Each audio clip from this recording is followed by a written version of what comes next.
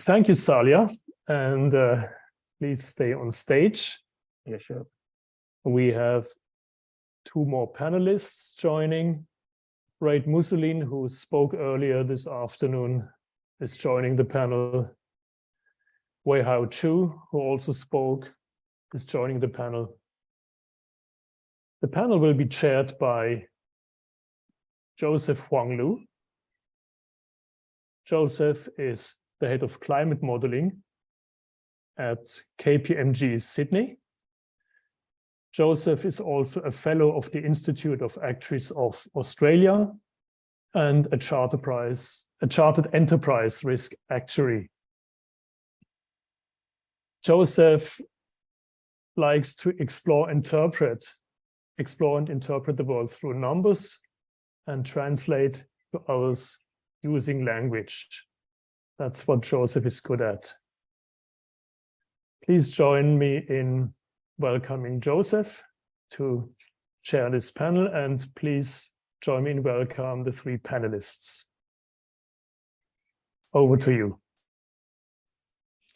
Thank you, Andreas, and good evening to everyone on this call. And thank you for investing your time to learn about ESG and how actuaries have played a role in this space to date. I'll be your chair today for the first panel of this conference. And with me today, we have Saliya, Rade, and Weihao, who have been presenting very interesting topics for today. So yeah, very good to have them joining our panel again today. So today's panel topic is which scenarios will weather the storm? What are the key climate scenarios actuaries should watch out for? So for this topic, I think the intention is to extract insights from our panel, who are all actively working in climate risk today. What kind of analysis will ultimately have decision useful value in the long run when the heat turns up, to say? And where do we need to invest our intellect and creativity now? For my first question, which I'll ask Rade, where do you see the current gaps in the quantification of climate risk? And to start the discussion, from what I've seen, there is limited convincing analysis of the impact of a worst case hot world on the economic productivity and quality of life. Yeah, there certainly is. And I guess I'll answer that question maybe in two different sort of dimensions. One, I think, is just in physical risk, just to kind of show how complicated this is. You know, we don't really understand very well how cycles like El Nino and La Nina and a lot of these, you know, periodic fluctuations in weather are being amplified or dampened by a warming world. And that's quite significant because, like, you know, the ENSO cycle in the Pacific Ocean has massive impacts on, you know, everything from typhoons to agricultural productivity, monsoons, etc. And I think that kind of area in particular is one that we just don't understand, you know, how extreme the extremes are going to get. It's not just about the average changes, but it's about the changes that occur at local levels, compounded by these cyclical patterns that we've observed for centuries. So I think that's kind of one place here. I think the other place where our scenarios may be weak is in really understanding the interaction, or frankly, lack thereof, of economic risk with physical risk. And I alluded to that a bit in my talk. And I think one particular area there that people get mixed up in is they seem to forget that even if Singapore and all these other countries stop emissions tomorrow, we will still have massive impacts, not only just due to the slow recovery of the atmosphere, but because of what's going on elsewhere. And we sometimes don't really, you know, kind of consider sort of the double hit we're going to achieve from both our own efforts to decarbonize and adaptation and the losses we suffer economically. And so I think that just pulling all that together and then understanding the other dimensions of these problems, like mental health problems with people losing their livelihoods, heat stress on productivity in countries. India is a great example where so much of the population works outdoors, and with later monsoons and warming temperatures, you could see temperatures in the 40s consistently in parts of India where people have to work outdoors. So I just think when you start looking at all these problems, they're all interrelated. And I don't think our scenarios are very well developed in terms of understanding those relationships, either on the weather with El Niños or economic interactions or things like health and mental health consequences. So I'll leave it there, see if my other panelists have a comment on that. Thanks, Rade.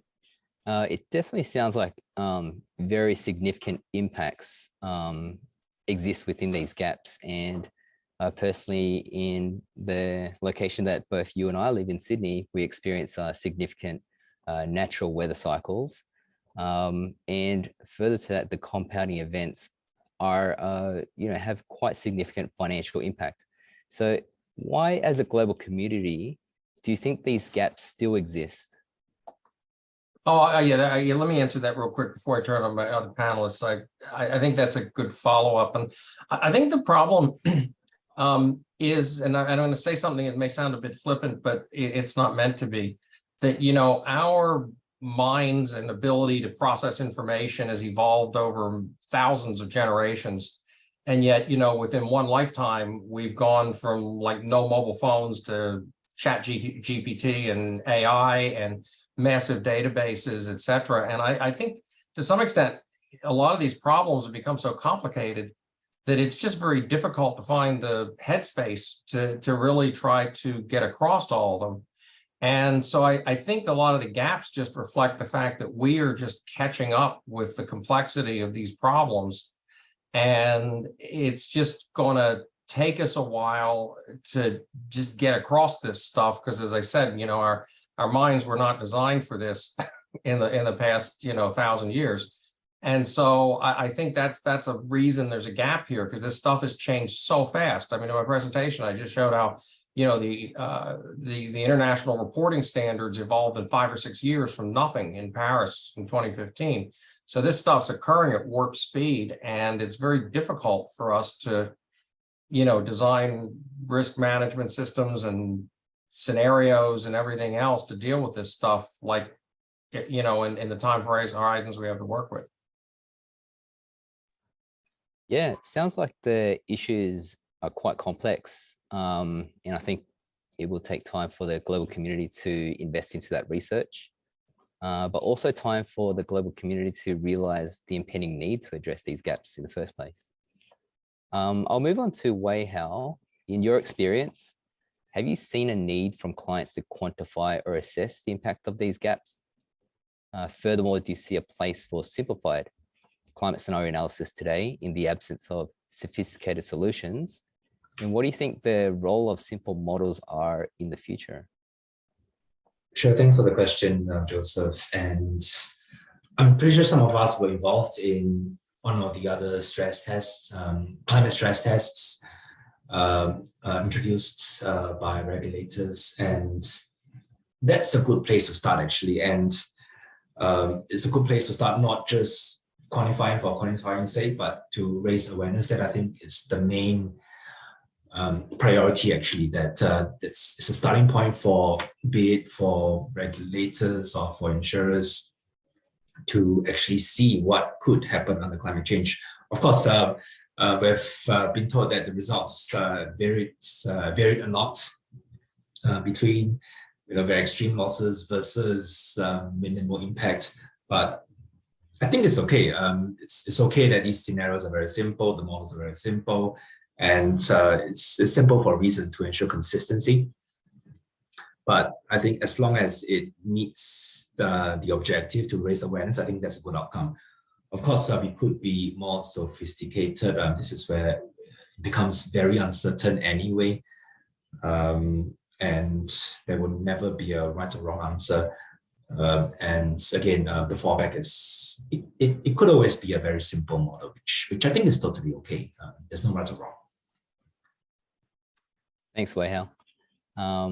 That's a very pragmatic approach, and I do agree with what you say. There's definitely a place for simple models when addressing the impact of climate risk, especially in such a rapidly changing environment. Sometimes a simple answer is a good place to start.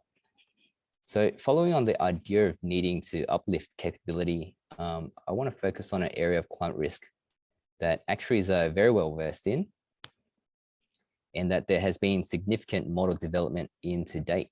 That area is catastrophe risk. So Saliya, as an insurance broker, do you think that the retrospective catastrophe models that we have today, the actuaries are very familiar with, will have a role in projecting physical climate risk into the future? Yes, I do. But if you look at the CAT models, right, so they have about 30 years of history when they started, building these models.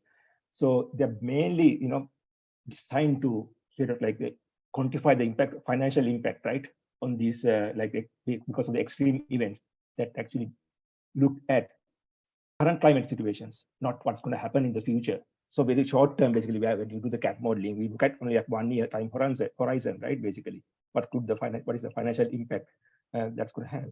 So based on the natural hazards, right? So they don't take climate change parameters into consideration. But I think it's evolving. They are going to actually include this, climate change parameters, into the models. But having said that, it doesn't mean that you can't basically use, what you have right now to, for example, to do scenario analysis, right? Well, I can give you one classic example that we say that because of the climate change, events happen more frequently nowadays. So how do you, if you look at this CAT modeling results, what we call is this average annual losses, AAL, shows you, from all the events, what is the average impact. So what you can do is, you can actually increase the frequencies of these events in your model event set and see what is the difference, it makes into your AL, what you call delta AA, compared to, what if you haven't done the change. So that actually sort of give you an, the quantified, aspect, what is the impact, the climate change can have because of the, increasing in the events. Then another example is like, if you look at the secondary effects, right, after typhoon, you can have a storm surge, precipitation, the rainfall. So all this can, because of the sea level rising, can have, higher storm surge, right, basically, and more rain at the end, coming down. So if you can basically in your scenarios can adjust these parameters to reflect that. So at the end, when you quantify your financial risk, it will have maybe like a wider range now compared to, more uncertainty, right, basically, than, without that. So in a way that you can sort of like cater your, the scenarios to include this, what could happen in the long term. Yeah, I definitely agree that there is a place, and for vendors to allow for climate change factors into their models is definitely a way forward. Rade, as a consultant who I think may be independent from these vendors that have created these catastrophe models, do you think that there's a place in the future for the existing catastrophe models? Absolutely. There's in fact a necessity for them. And there's no doubt that they are our best, maybe not perfect, but our best tool to try to understand how extreme events are going to affect us.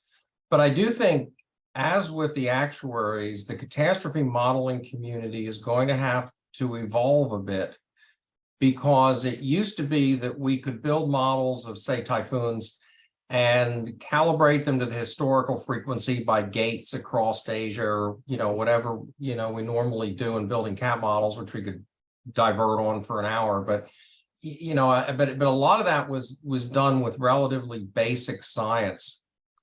And when you look at climate science, and I'll just take Australia as an example because it's a good example. You've got a combination of things like warmer ocean temperatures should generally intensify storms. You have slower translation speeds due to upper atmospheric wind currents, which should actually create more rainfall. But on the other hand, you've got changes in the stratospheric winds that may blow the tops off storms and make them less likely. So, and then you've got to basically take all these IPCC models and downscale them from the kind of global grids into local areas like Northeast Queensland or somewhere like that. So I do think we're going to have to really raise our game around, you know, getting a heck of a lot more science and maybe less engineering in these models, because a lot of the work in these models has been based on loss calibrations to damage ratios and, you know, looking at historical insurance data relative to events and then trying to, you know, put, you know, simulation these events. And certainly, you know, companies have been very sophisticated. I don't want to underestimate AIRMS, the, you know, models. I'm just saying, I think they're going to really have to raise the game a bit to try to juggle all this new climate science and try to figure out how it interacts not only with the mean of the distribution, but the tail of the distribution, which is very unstable and subject to lots of uncertainty. And the last thing I'd say is it doesn't do us any good. And this is back to the comment about simple models, to match like a complicated problem with a really complicated solution that generates a confidence interval, you know, the size of the Malacca Strait, you know, between answers. And, you know, you've really got to, you know, try to figure out how to simplify this, use scenario analysis and, you know, try not to overcomplicate this while still trying to respect the science. So it's a bit of a complicated process, but the catastrophe modelers are going to have to be the ones that help us get through this. Thanks, Rade. And I'll also give Weihao to an opportunity to respond to that question about the place of catastrophe models in the future. Thanks, Joseph. I mean, my view is that if we have the narrow lens on you know, assessing physical damage, the risk of physical damage in the traditional property sense, then definitely the current models are a good start. And you know, what we have done, for example, just to share, is we have come up with, say, loading factors to adjust current PMLs to future PMLs, just to allow for that climate change.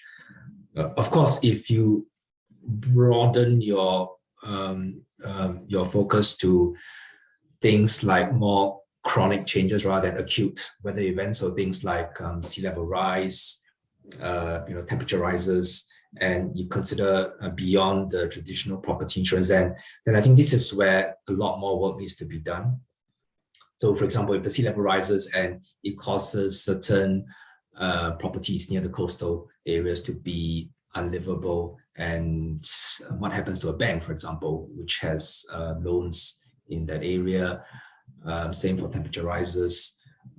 We all know that there are, you know, potential secondary effects of climate change. It could be in terms of the human population, in terms of supply chain. I think this is where we start to bring in a lot more modeling topics beyond what a traditional CAT model would do for us. Yeah, So, that's yeah, really that's my 2 cents. Thanks, Weihao. That's really interesting. And the idea of sea level rising and accounting for that far into the future raises the idea of, you know, there are many external elements that need to be allowed for, including changing exposure base. And if we only vary the climate drivers, we might not be producing an appropriate analysis. There would be so much more value and, of course, much more uncertainty if models allowed for a changing exposure base, such as the movement of population to account for sea level rise. So I'll start with Saliya. What do you see are the important external factors to account for in a changing exposure? Yes, Joseph. So some of them can be directly related to climate change, what I see, and some of them may not be directly related because of the economic activities. So for example, if you look at the climate change, right, impact of climate change, like prolonged droughts, maybe the floodings, you know, prolonged floodings, can impact agriculture, like crop products, right, basically, especially in the rural areas. So the farmers basically, you know, they can't sustain their livelihood any longer. So what happens, basically, they have to give up, you know, their profession and, you know, move somewhere else. So you might see, you know, mass shift of populations in that sense. Even like some of the, like we are talking about these droughts, right? The water resource, it can be quite scarce in some of the places, at the end, people can't basically live there, it becomes uninhabitable. So mass migrations can happen. With that, of course, the exposure will change, right? So maybe not in the short term, but in the long run, so that can happen. So yeah, you can see that kind of effects, impact mass migrations happening, so that means, of course, your exposure is going to change with that. And then if you look at the economic activity wise, so you can see that Asia, like emerging markets, fast developing, from year to year, when we get our aggregates to do the CAT modeling, you can see the huge differences in some of these, the exposure. It's not statics any longer. So just to, like doing the traditional modeling, we have faced challenges. Just imagine, if you want to include the climate element into that, it's going to be even more challenging with that. So you can see that, new factories coming out, new commercial buildings coming up. If you look at, like photos of Shanghai in 1990s versus after 10 years, it's a totally different picture. So you need to consider that as well, I would imagine that, like what kind of economic activities are going on. And again, like if you look at the insurance penetration level wise, you can see that when people become more wealthier, right, affluent, they tend to buy insurance product because become more aware, right? So penetration levels can go up. On the flip side, what can happen is with these extreme weather conditions, it can be, like people go out of poverty, go into poverty, after a CAT event, big CAT event. So again, becomes sort of like how to balance these two, so I would say that. And then again, if you look at another factor, right, so that extreme events, like particularly I think in Australia, right, the Brisbane floods make it in some places it's uninsurable now, flood peril types, right? I think I have seen some of these the news saying that, so that means people become, again, on the flip side, penetration levels can go down as well. So these dynamics you need to take into consideration, I would say that, in the CAT modeling. For one example, like Thai floods, right? Actually, you can sort of like, if people can learn from the history, look at Thai floods, in 2011. After that, there were a lot of, like what we call build back better, right? Basically, they came up with, mitigation measures to avoid, another incident happening, So you have to take that into consideration as well. Like, especially like local governments, they can do actually flood, for example, flood mitigation measures, right? They can take those into. So you need to take that into consideration. It is not just the risk exposures any longer. So what are the other things that people do, to prevent or to mitigate the risk of floods, or the different peril types. So we need to, yeah. So in that sense, I would say it's very dynamic, the exposure changes. Thanks, Saliya. That's some really good insights there. Rade, I'm not sure if you can add much further to that, but if you have any ideas on external factors to consider. Direction with the answer, and just make an observation that if you're a regulator, the MAS, or somebody who's actually trying to, measure the effect of like climate as a stress test on a bank's loan portfolio or something, you've got to be really careful not to give the person running the test effectively a get out of jail card to just say, well, yeah, all the climate risk is going to get a lot worse, but I'm just going to assume exposure changes and better building codes is going to make it go away, so I don't have a problem. And so while it's absolutely correct what was just said about the complexities of demographics and shifts and looking at me again, I'm well familiar with that Shanghai example, having been there for a long time. And, I think that the problem is you've got to basically right size what you're doing to try to understand, the test you need to apply. So for example, if you're a regulator looking at stress on loan portfolios, you probably do not want to allow for exposure change because it may make the analysis meaningless and non-comparable between firms.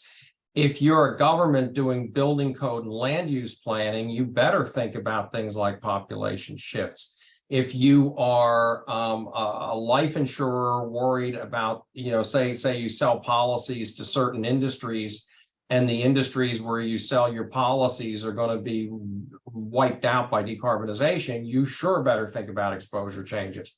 But I think you got to basically first, and this goes back to a comment made earlier, you've got to simplify and right size what you're trying to do and ask your question, what problem are you trying to fix first, before you just try to let every variable in the equation, kind of age forward. You may end up with an answer that's meaningless and incomprehensible. Yeah, it looks like there's indeed a lot of perspective, validation, and comfort when we account for these external factors. One paper commissioned by the UK government, which was titled Economics of Biodiversity, the Dasgupta Review, quantifies the economic value of biodiversity. What do you think, Rade, it will take to get more governments and businesses to measure and manage its impact on biodiversity? Well, I saw the first opening keynote before my speech where, the speaker, professor, was not completely sure we could accomplish that in the markets. And I don't disagree with that. But anybody who's interested, that paper from the UK government is really interesting, and it's a very interesting read. And basically, it kind of comes down to what's measured gets managed. And right now, we have extremely poor measurement metrics on not only externalities, but, the value of biodiversity. What value, if there's no bees, we have no pollination and we have no fruit. We've certainly got a lot of things that need to be measured in order to be managed. And right now, biodiversity, we really do not have very good metrics. And I think that's a huge opportunity for actuaries to help build those metrics. And you're never going to attack the broader sustainability problems if you don't do something in this area. So just like, 40 years ago, we didn't have good measure of things like hedging currencies and asset liability management and, duration matching and all these things that we've developed. DFA, sophisticated DFA analysis has developed over the last 20 or 30 years. I think in the area of biodiversity measurement metrics, that's an area that 30 years from now will have, probably provisions and financial statements for effect of a firm on biodiversity. And it'd be exciting if our profession was sort of in the room when those things were discussed, because it certainly, in my opinion, is going to happen. It's just a question of whether we're part of it or not, or somebody else sorts it out. Thanks, Rade. And Saliya, one of the biodiversity losses that insurance has accounted for is human life. How do you see climate change having an impact there? Yeah, I see it more related to the life insurance industry, because I come from a PNC, because I don't really see the impact, on the life, loss of life in that sense, apart from, cat events, impacting people, right? So if you look at like typhoon floods, of course, sadly, we will have loss of lives. So that's where, I will see that the impact on the loss of life from the climate change. So because floods, typhoon events, with more severity, more frequency happening here, and then spreading of diseases, like for example cholera, right? So you can see that's very common to have diseases like cholera, spreading after a flood event or a typhoon event, which can actually cost lives, right? And then if you go back to, so I would take a sort of like a different view on this, like if you look at the natural habitats for animals, it's dwindling, right? Basically because of climate change.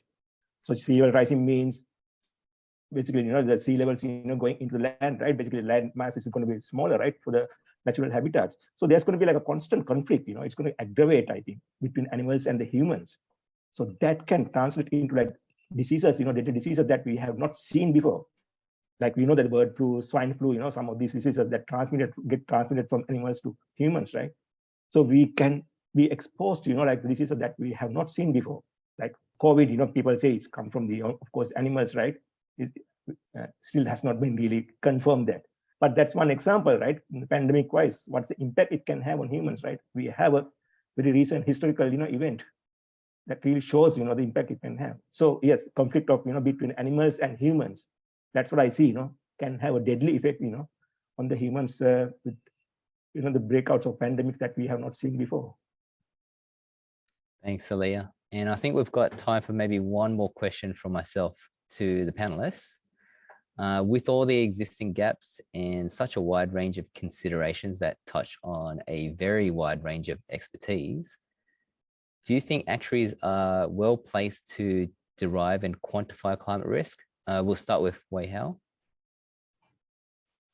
Joseph, I'll say I kind of touched on it during my presentation early on, and of course, I certainly for myself, I wouldn't claim to be a climate expert, but certainly I would be very keen for us as a profession to say that, okay, this is an important topic facing us, not just with our employers, but the human population as a whole, and we have the necessary skills to bring domain experts together. Of course, we add on our insurance domain knowledge and our expertise around analytics and forecasting, but definitely we need to be at the forefront of this. Not to claim as being knowing everything, but pushing this topic.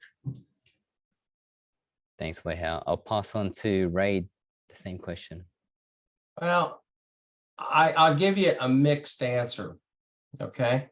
On one hand, the foundation of knowledge that actuaries have in terms of data analytics, understanding probability distributions, extreme risk, and all of the basic stuff we learn as actuaries prepares us well to contribute to solving these problems.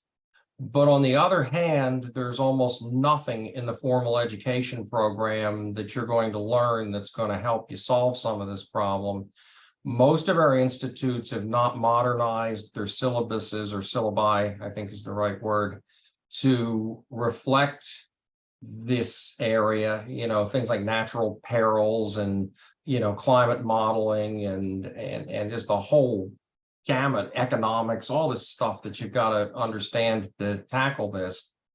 And I think there's a mindset among a lot of actuaries that, our job is to take some, 10 terabyte data set, organize it in SQL, run our code on it, build a GLM model and derive an answer, based on internal data that we get in insurers. Now that's really valuable in valuations, motor insurance, a lot of the data analytics we do, but it's not going to help us fix a lot of the problems we've got in climate sustainability. Again, the skill sets are useful, but the mindset's got to be that, we are one expert in the room amongst hundreds. And, we've got to do a lot more learning about stuff that's not in the traditional actuarial stream to be able to use what we learn to contribute to the problems being solved. So I kind of think the answer is sort of yes, but. And I think there's massive opportunity, but we're going to really have to shift the way we think to take advantage of it. Thanks, Rade. And lastly, I'll pass on the same question to Saliya. Yes, I agree with what Rade said, and I think we have to be open-minded, because we are not the jack of all trades. Basically, we know that how to quantify the risk. That's our specialty, right? But that doesn't mean we know everything basically, about how to quantify the climate risk. So as Rade said, we need the help from the others, the other expertise, right? So folks, I can give you one example. Actually, I'm involved with building a typhoon model these days. So I don't know much about typhoon models, basically, how the typhoon, tracks, works. So what are the things, parameters you need to look at, basically, when you come up with the event set. So normally we employ people who, are good at that, basically, coming up with, events, looking at the historical events, and then generating new events that are, sort of like closer to, the real events that could happen, right? So as an actuary, I have no idea, how to do that, basically. So I had to rely on the expertise from someone who's actually very knowledgeable in how the tracks work, the typhoon, the path, how it works, how it can actually spread, over land. We need to rely on that kind of expertise, to build, the model at the end, to use. So yeah, so that's one example I can give. And again, if you look at this climate risk, we talk about physical risk, of course, that modeling part, I sort of covered that. Then the transition risk, liability risk, right? We look at those aspects as well. So if you look at the liability risk, So I mentioned in my presentation that some of these insurance companies are coming out of this net zero alliance because they are worried that they're exposed to the liability risk coming from these some of the governments stands on these ESG issues. So if you are looking at your scenarios, basically you can't just look at the physical risk any longer. You have to look at transition and liability risk as well. Again, you need the expertise, right? Like legal advice, litigation advice, how you can, what kind of impact, liability risk impact it can have on your, the scenarios and what we are doing. So, yep, in that sense, definitely we need to, get the help from others, who are expert in their fields. Thanks, Saul. And if I could very quickly, I know we're low on time, but I just in 1 minute, I could give you a practical example. We also need to kind of think of creative ways to use our skills in ways we haven't thought of before. So for example, if they're going to redesign a building code, they need to think 30 years in the future. They need to think about a stochastic future of multiple outcomes of possible ways to damage a building. And then you need to be able to discount the benefit in the future back to the present and figure out how to do cost benefit analysis over a 50-year design life of a building where the risk is changing. We know how to do that stuff. So, we can apply our skills and problems like that very well. It's just, we got to have our minds open to figure out, where we can do so. Thank you. thanks, Rade, and thanks to the panelists. As fun as actuaries are, it is nice to work with other professions. I myself have worked with a couple of chicken farmers in this space, and that's been quite interesting. But that ends our panel discussion, and I'll open up the floor to the audience if they've got any questions. Really take advantage of this opportunity. As Andreas mentioned, this is an opportunity to ask questions without getting charged consulting fees. So take advantage. Yeah, I can only encourage the audience to ask questions now. There was one question in the Q&A box to Saliya from his previous presentation. We're going to get that answer too at the end, but let's first wait for questions that are specifically about this panel. I might start with one while more questions are hopefully coming in. The CAT vendor models, we all appreciate the work that's being done by ARR and RMS. However, these models, they are stochastic. And by definition, a stochastic model will give the same output every year, all other things being equal, even though every NatCat season is different. So with climate change making every NatCat season even more different from the previous one, is stochastic modeling still a good way going forward? Or Rade and Saliya and Weihao, do you see the need to augment the stochastic vendor models with elements of forward predictions? I'll just say, I'm real quick, hell yes. And it's always been necessary to do that. Nothing's different now than it was 20 years ago. I mean, you've always had to augment any stochastic solution with scenarios and things that fall outside the, model's ability to forecast. And, it's always been like that. I just think maybe climate risk makes it more acute, where we've got to really understand that a bit more than we probably had realized we did in the past. Thank you, Rade. Nobody wants to add. Weihao, did you want to add to the answer? Sure, I'll give a very simple one also, and I'll make reference to what we do internally. For some of the cases, we put loading factors on the numbers we generate. So, of course, there's a lot of science behind that as well, but I guess at least some adjustment is better than none. Yeah, and Saliya's take on this. Okay, I have a different view actually. Like, okay, CAT models are there, right? These vendor models, but the basic problem that as a reinsurance broker that we face is the data, the exposure data. Not having quality data, doesn't matter, like how sophisticated your CAT model is, if your data is like garbage in, garbage out, right? Basically. So if you don't have quality, good quality data, it becomes like a meaningless at the end, what the models produce. So that's one of the major concerns we have, as a broker. We always tell our clients, your data has to be, have more granularity, more detailed, level information. Otherwise, like we cannot really reflect, what your portfolio is really exposed to, what kind of losses you can suffer, right? So I would say that, putting aside all this climate risk, everything, I think that going back to the basic fundamentals, having good quality data is the most important thing, what I see, from a insurance company, to at least have like a proper, kind of modeling work to be done. That's the main challenge that I face, usually. Right. Next question that came in: are there any pragmatic approaches to quantify or model climate risk into life insurance liabilities, e.g. shocks and trend shifts in mortality, morbidity? Quick answer only. Yes, I'm doing work in that space now. There's an actuarial information note from the Australian Institute, which you can read. At least it's got some thoughts on that area. And there's no doubt that there are significant impacts on life insurance, morbidity and mortality as a result of climate risk, both on the economic asset side and on the potential loss side. Thanks. Then an answer to Saliya regarding his previous presentation. Quick answer, please. Is it possible for a motor insurer to reach carbon neutral? Okay, so I can give you just one example that I covered in the Lemonade, right? What they're doing is trying to make it carbon neutral by planting trees, based on the emissions from their policy holders.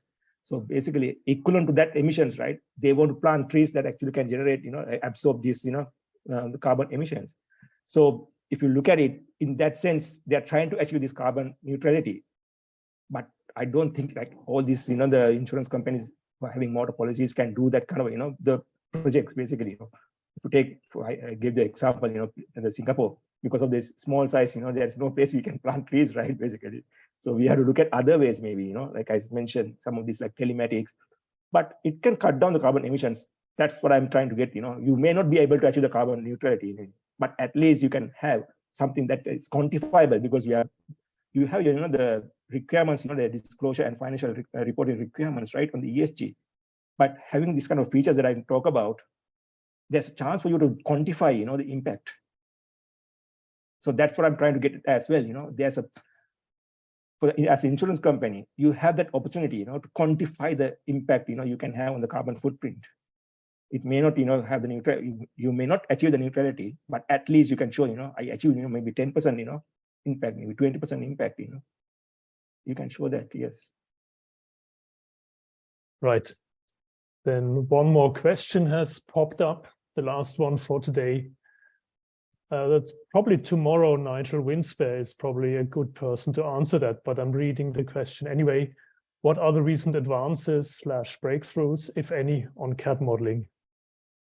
Again, we can pass this question on to Nigel Winspear tomorrow if we don't want to answer it today. Nigel, I know him well, and he's a great speaker, so I hope you guys will stick around to hear him. There's a lot there, and I think that I would just say too, the other thing to keep an eye on is just computer power and how it is exponentially improving. And don't forget that you run these models in an IT environment that's getting much more powerful.